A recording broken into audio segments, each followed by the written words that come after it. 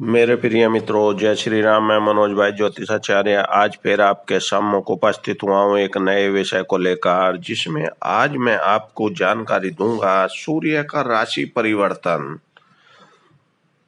जो कि 16 जुलाई 2023 को होने वाला है। मिथुन से निकलकर कर्क राशि में प्रवेश करेंगे सूर्य देव।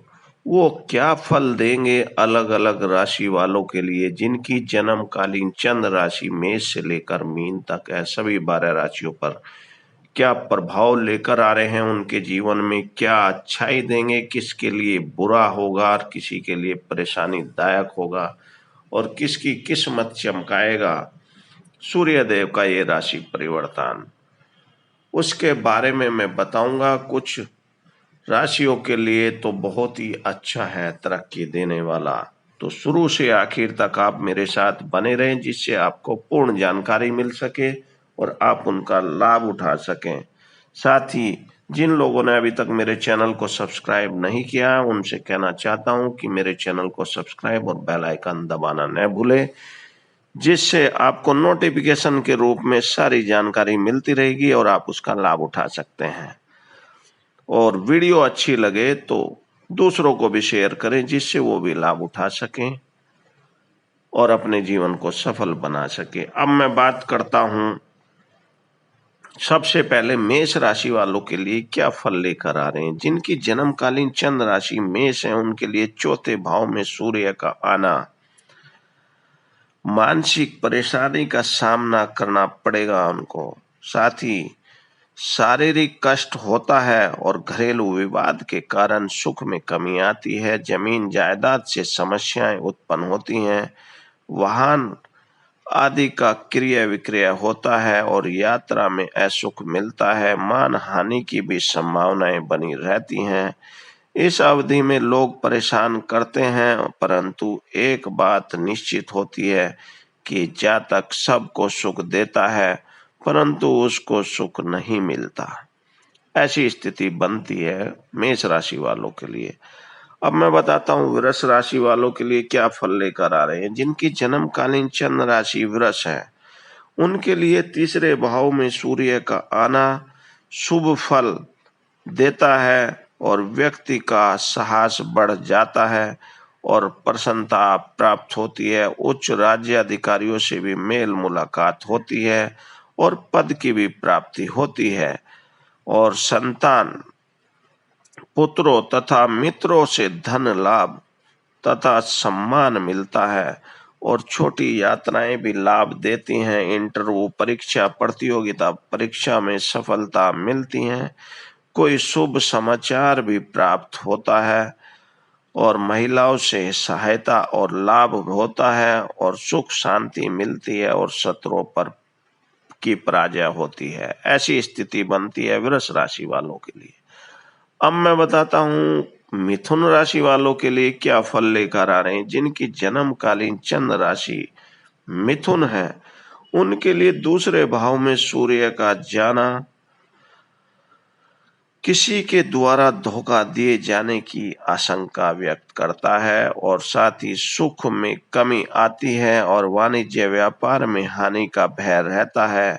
धन संपत्ति की हानि का डर लगा रहता है। कुटुंब में विवाद से मानसिक परेशानी होती है और मित्रों और संबंधियों से भी झगड़े की संभावना रहती है और बुरे लोगों से मुलाकात होती है और आंखों की पीड़ा और सिर में पीड़ा परेशानी दे सकती है।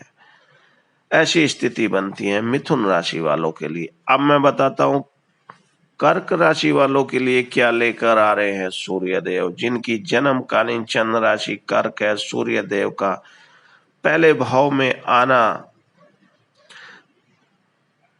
और इसे अगर कोई भेद नहीं किया करता तो इसके अशुभ फल देने का ज्यादा योग माना जाता है। साथ ही बिना किसी मनोरथ की यात्राएं भी करनी पड़ती है और व्यक्ति को अपने परिवार से अलग रहना पड़ सकता है। रिश्तेदारों, मित्रों आदि से भी विवाद के कारण मानसिक पीड़ा झेलनी पड़ती है। पेट और आंखों के रोग से कष्ट उठाना पड़ सकता है। यदि साहस से काम लिया जाए तो सफलता भी मिल सकती है। ऐसी स्थिति बनती है कर्क राशि वालों के लिए। अब मैं बताता हूं सिंह राशि वालों के लिए क्या फल लेकर आ रहे हैं। जिनकी जन्मकालीन चंद्र राशि सिंह है उनके लिए 12वें भाव में सूर्य का आना घर से दूर भगाता है। दूर देश की यात्रा की संभावना रहती है। घर से दूर एवं बाहर रहना पड़ता है। कार्य एवं पद की भी हानि होती है। आय से व्यय अधिक होता है जिससे मानसिक परेशानी रहती है। कई प्रकार की कठिनाइयां भी उठानी पड़ सकती हैं। सरकार की ओर से भी परेशानी होती है और अपमान का डर रहता है। मित्रों सज्जनों का व्यवहार भी शत्रुतापूर्ण हो जाता है और बीमारी का डर रहता है। कार्य और पद की हानि हो सकती है और बुखार, पेट में गड़बड़ और आंखों का कष्ट और ब्लड प्रेशर की संभावना रहती है।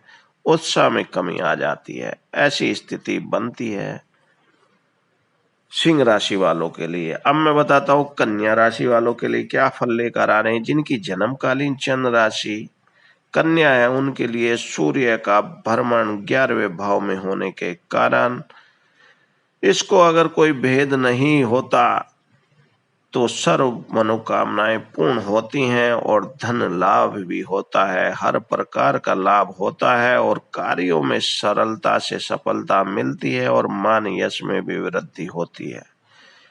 नए पद की भी प्राप्ति होती है और पदोन्नति का अवसर भी मिलता है और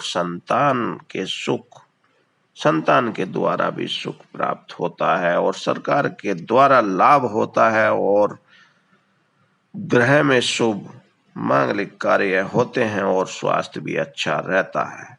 ऐसी स्थिति बनती है कन्या राशि वालों के लिए। अब मैं बताता हूँ तुला राशि वालों के लिए क्या फल लेकर आ रहे हैं। जिनकी जन्मकालीन चंद्र राशि तुला है उनके लिए 10वें भाव में सूर्य का आना सब कार्यों के लिए शुभ फलदायक होगा और साथ ही प्रत्येक कार्य में सफलता मिलती है और राज्य अधिकारियों से भी मेल मुलाकात बढ़ती है और लाभ होता है और नया पद, उन्नति और तरक्की का अवसर भी मिलता है।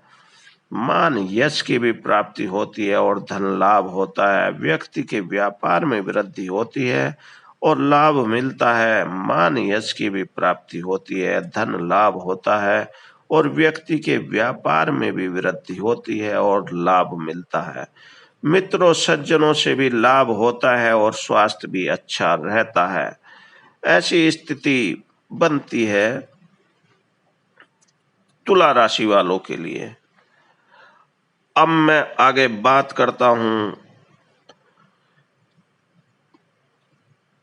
वृश्चिक राशि वालों के लिए।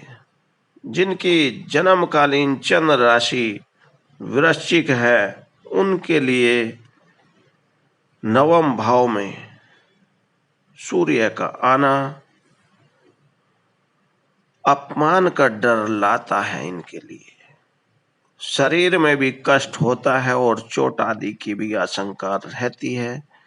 व्यक्ति को इस अवधि में निराशा हाथ लगती है। आय में कमी आती है और धन की भी हानि होती है और बुजुर्गों, बड़ों, मित्रों, भाइयों से भी दिक्कत, परेशानी और विरोध का सामना करना पड़ता है और कार्यों में सफलता नहीं मिलती और व्यक्ति भाग्य को कोसता रहता है।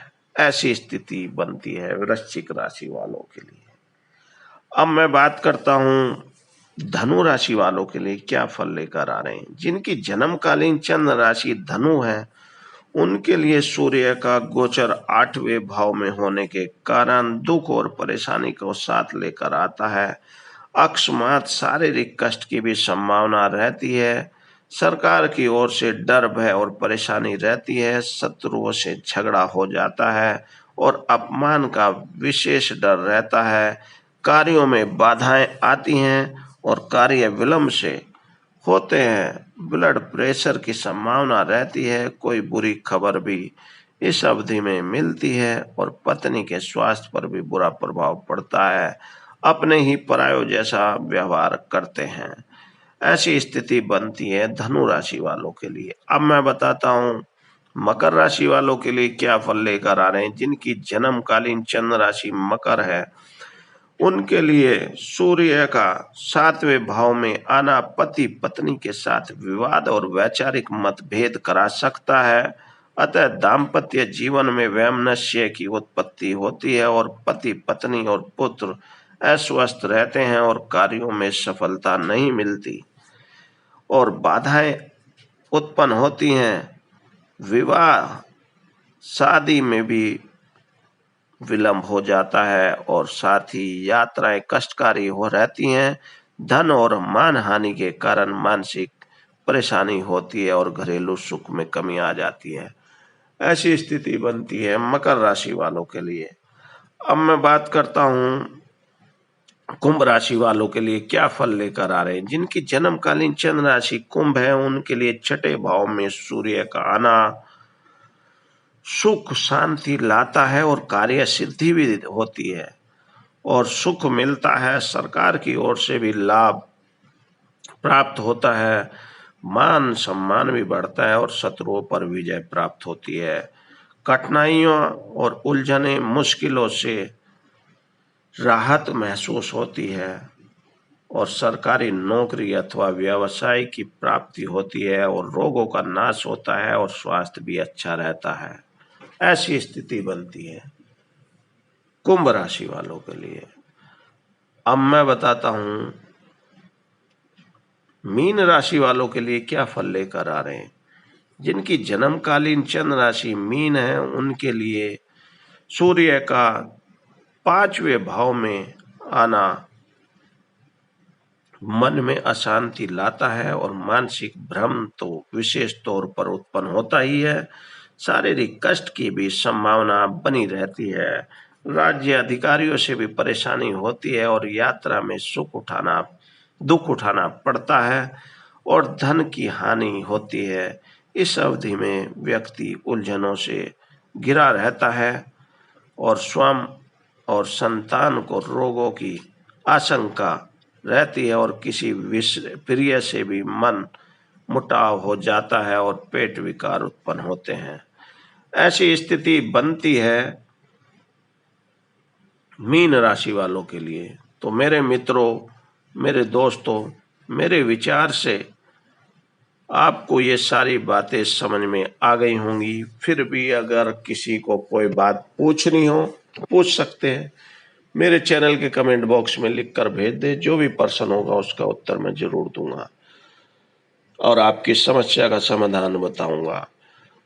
साथ ही जिन लोगों के लिए सूर्य का गोचर अच्छा है, इस समय को सदुपयोग करें और जिन लोगों के लिए नुकसानदेह है वो इस समय को शांतिपूर्ण तरीके से ध्यानपूर्वक कार्य करें। जिस स्थिति में उनको सावधानी रखनी है उसमें सावधानी रखें और सूर्य का उपाय करें, सूर्य की आराधना करें, उनको जल और जाप करें तो आपको राहत मिलेगी।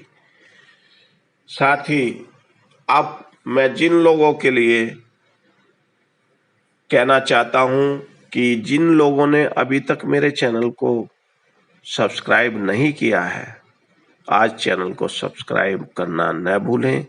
साथ ही वीडियो अच्छी लगे तो दूसरों को भी शेयर करें जिससे वो भी लाभ उठा सकें और लाइक भी करें जिससे मेरा भी उत्साहवर्धन हो सके और नई नई जानकारी देने के लिए मैं सक्षम बना रहूं आपके साथ।